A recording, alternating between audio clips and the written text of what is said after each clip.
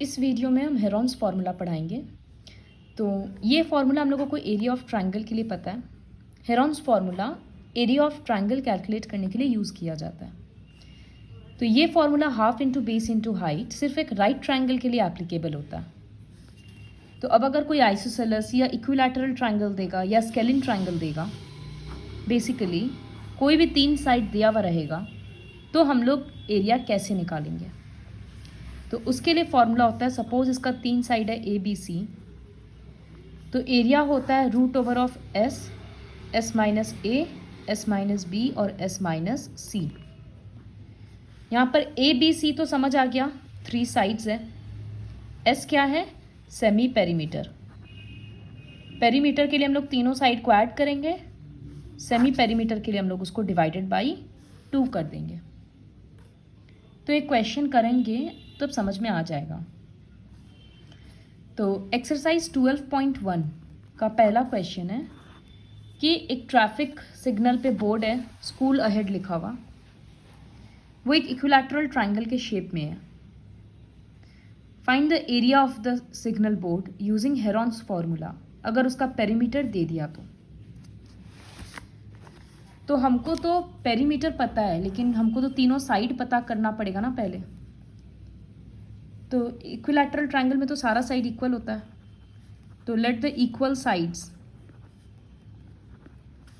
B a. Perimeter दे दिया 180 centimetre, इसका मतलब a plus a plus a 180 है। ये हो गया 3a 180, 3 नीचे जाएगा तो a इक्वल्स टू 60 सेंटीमीटर आ गया। तो तीनों साइड पता चल गया। अब फॉर्मूला के लिए क्या चाहिए? Semi perimeter. तो सेमी पेरीमीटर इक्वल्स टू, हमको तो पेरीमीटर ऑलरेडी पता है ना, 180 बाई 2 कर देंगे। अब लिखेंगे एरिया इक्वल्स टू, पहले फॉर्मूला लिखना है s, फिर ब्रैकेट में s माइनस ए, S minus b, s minus c. अब रूट ओवर s के बदले 90, फिर ब्रैकेट में 90 माइनस ए है 60, इसी तरह से 90 माइनस बी और 90 माइनस सी। अब ये होगा 90 इंटू 3 बार 30। अब तुमको स्क्वायर रूट निकालना है, तो थोड़ा कॉमन सेंस लगाओ कि ये 2 30 तो बाहर आ जाएगा क्योंकि पेयर बन गया। 90 को ऐसे लिख सकते हैं 3 इंटू 30, और ये बचा हुआ 3 30 लिख रहे हैं, तो ये 2 पेयर बन गया। तो दोनों में से एक एक ले लिए, 3 को पेयर नहीं मिला, वो रूट में रह गया। एरिया है तो आंसर रहेगा सेंटीमीटर स्क्वायर। तो ये हो गया 900√3 सेंटीमीटर स्क्वायर एरिया निकल गया उस ट्रायंगुलर बोर्ड का। अगर इतना ये नहीं समझ में आए तो फिर क्या प्रोसेस था, सबको मल्टीप्लाई करते फिर स्क्वायर रूट निकालते, लेकिन उतना बड़ा में क्यों जाना है। तो ये फॉर्मूला का यूज़ है, सिर्फ एक ही फॉर्मूला है पूरे चैप्टर में। क्वेश्चन नंबर 2 कराएंगे, पहले एक बार क्वेश्चन 3 देखते हैं। तो क्वेश्चन 3 में इस तरह से एक करना है, पार्क में एक स्लाइड है, उसके दीवार में इस तरह से पेंट किया हुआ है, keep the park green and clean. 3 dimension दे दिया, तो फाइंड द एरिया पेंटेड। तो ऑब्वियसली एरिया ऑफ ट्रायंगल निकालना है। तो यहाँ पर सबसे पहले क्या निकालेंगे? Semi perimeter.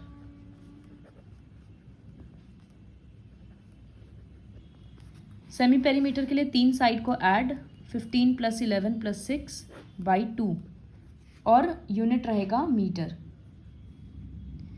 ऐड करने से आ रहा है 32 बाई 2 16 मीटर। अब एरिया होगा, area equals to root over of, हर बार फॉर्मूला लिखना है,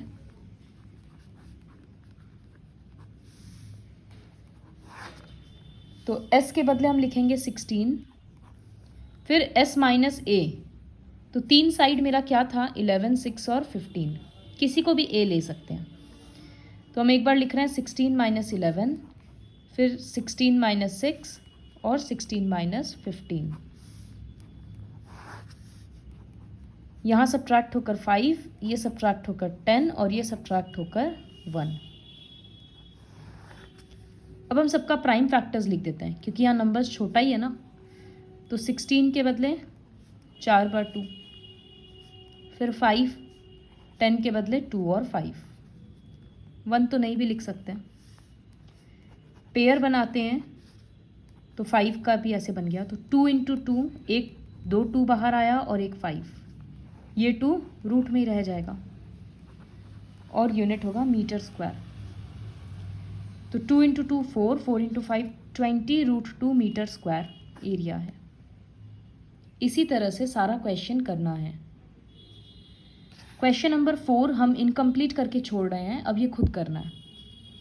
तो इसमें 2 साइड दे दिया, 18 सेंटीमीटर और 10 सेंटीमीटर। तीसरा साइड नहीं पता। Let the third side B x।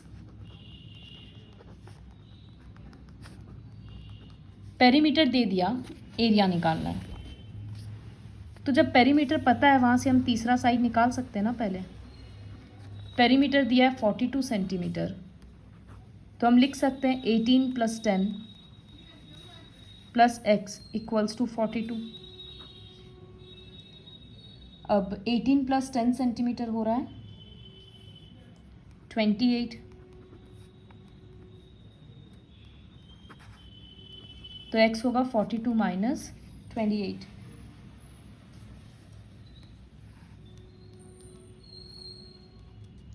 Centimetre. इसके बाद सेमी पेरीमीटर निकालना होगा। तो सेमी पेरीमीटर = पेरीमीटर बाई 2 मतलब 21 सेंटीमीटर। फिर लिखना है एरिया।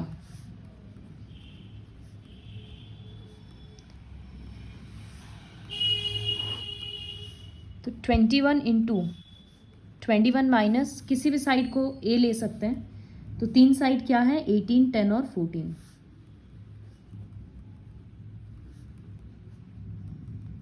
इस तरह से लिख दिए। सब्ट्रैक्ट कर करके आंसर्स लिख रहे हैं। अब क्या करना होगा, प्राइम फैक्टराइजेशन। जो रूट से बाहर आ रहा है उसको लिख देंगे, जो नहीं आ रहा है वो रूट में रह जाएगा। 5th क्वेश्चन ये कंप्लीट करना। 5th क्वेश्चन में 3 साइड का रेशियो दिया है, तो हम लोग लिखेंगे let the common number B x। और पेरीमीटर दे दिया 540 सेंटीमीटर। तो रेशियो है 12:17:25। बुक में देखो तो वो हो जाएगा 12x + 17x + 25x = 540। इन सबको ऐड करेंगे 54x = 540, तो x = 10 आ गया।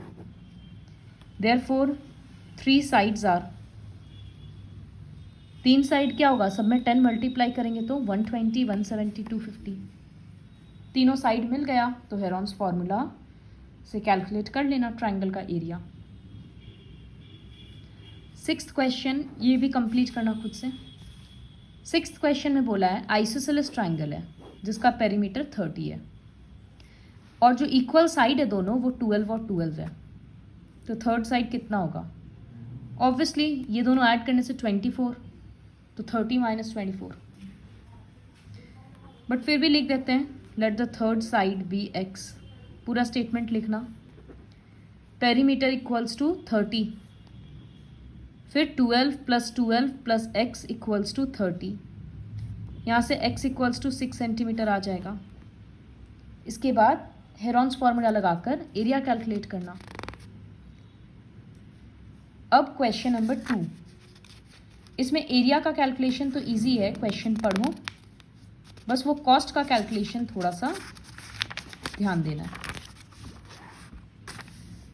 तो उसमें क्या है कि एक फ्लाईओवर में, फ्लाईओवर का जो दीवार है नीचे का उसको ऐड के लिए लेना है, तो वो रेंट देना होगा। तो सबसे पहले ये 3 साइड दिया हुआ है, हम सेमी पेरीमीटर निकालेंगे। सेमी पेरीमीटर 122 प्लस 120 प्लस 22/2, सबको ऐड करके डिवाइड करेंगे तो 264/2 132 मीटर। तो एरिया ऑफ ट्रायंगुलर वॉल ये होगा रूट ओवर ऑफ एस का मतलब 132, फिर एस माइनस ए,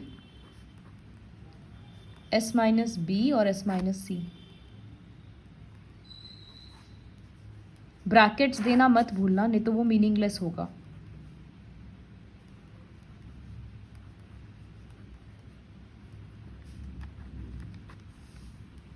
मीटर स्क्वायर रूट से बाहर निकाल कर लगाना। 132 एक्चुअली 12 इंटू 11 होता है। अगर नहीं समझ में आए तो फिर पूरा ही प्राइम फैक्टराइजेशन करके देख लेना।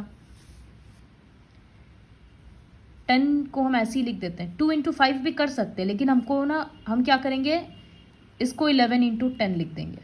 तो अब 10 10 पेयर बन जा रहा है ना, 11 11 बन गया, और ये 12 एक है ही। तो इस तरह से दिमाग लगाकर शॉर्ट में भी कर सकते हैं, और नहीं समझ में आएगा तो पूरा ही प्राइम फैक्टराइजेशन कर देना। 2 12 से एक 12 मिल गया, 2 11 से एक 11, और 2 10 से एक 10 मिल गया। तो एरिया हो गया 1320 metre square.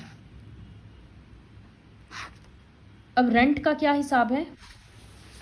The advertisements yield an earning of 5000 पर मीटर स्क्वायर पर ईयर। लेकिन एक कंपनी को 3 महीना के लिए लेना है, तो कैसे होगा। रेंट फॉर 1 ईयर, 1 ईयर का मतलब 12 मंथ्स, पर मीटर स्क्वायर इक्वल्स टू 5000। तो रेंट फॉर 1 मंथ कितना होगा, 1 मंथ पर मीटर स्क्वायर 5000/12, ये नीचे चला जाएगा। लेकिन ले कितना रहा है, 3 महीना के लिए, तो रेंट फॉर 3 मंथ्स पर मीटर स्क्वायर 5000/12 इंटू 3, ये कट के 4 आया, फिर कट रहा है तो आ रहा है 1250।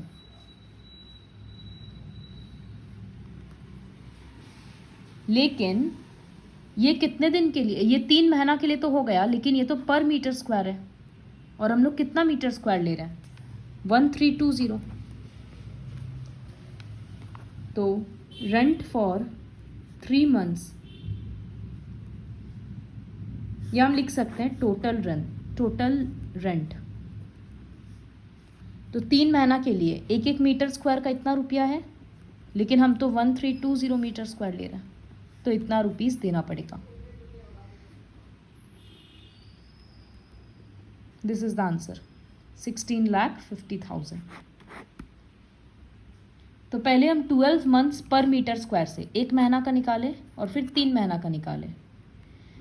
जब 3 मंथ्स पर मीटर स्क्वायर निकल गया, तो फिर 3 मंथ्स ऑफ 1320 मीटर स्क्वायर हम निकाल लिए। So this is all about Heron's formula, first exercise.